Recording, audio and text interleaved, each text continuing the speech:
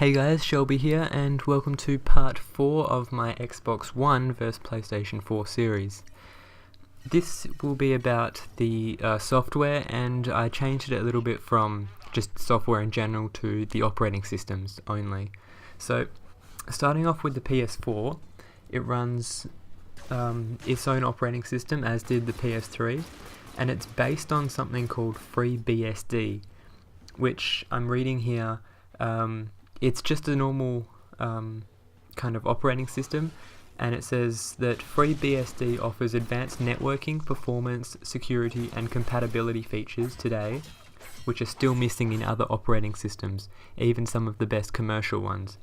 So what this is telling me that Sony have chosen this so that because obviously they can't use Windows, or they're not going to use Mac, but so they need something to base their software off.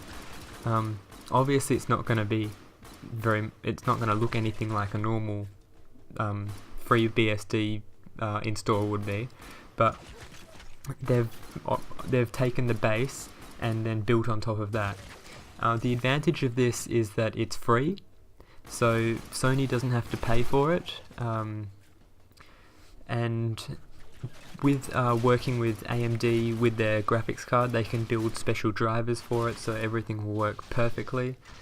The disadvantage is that they don't have the experience, because moving over to Microsoft, they've got a lot of experience with Windows, and they've built on that with the Xbox One running 3 operating systems. One of which will be the Xbox operating system, one of which will be a cut down version of kind of Windows RT, which is like a shitty version of Windows 8, and then something that makes them talk to each other, which is known as a hypervisor, I do believe, so that they can interact with each other. The advantage of Microsoft is they're very experienced in the operating system world with their Windows, and they're trying to build that into the Xbox One as a feature. So what they've done with the Xbox is kind of done a little bit of Windows 8 style things, where you can snap Windows to the edge of the screen, such as Skype, or they talked about the fantasy football stuff. So that's pretty cool. So you can kind of have two things going at the same time. The disadvantage of it is that it's going to use 3 gigabytes of the available 8 gigabytes of RAM, supposedly, compared to the 1 gigabyte only for the PlayStation 4. This is interesting, and it's kind of just you get what you pay for kind of thing. Like, what would you prefer?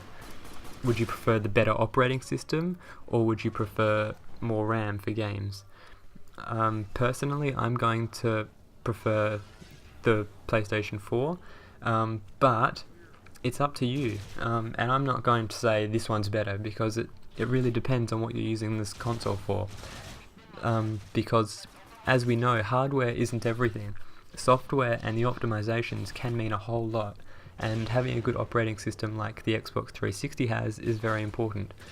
So I'm going to be giving them both, I'm going to be giving Sony and Microsoft a 7 out of 10 for their, actually no, I'm going to give them 8 out of 10 for their consoles, because they're both very good, and they both should perform very nicely, a lot better than the PS3's issues on current generation.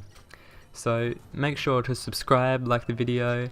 The next video will be having a look at the exclusives, probably, unless I change it, because we don't know all the exclusives yet, but if I don't, then it'll be the peripherals. So make sure to subscribe, give some feedback, that sort of thing, and thanks for watching.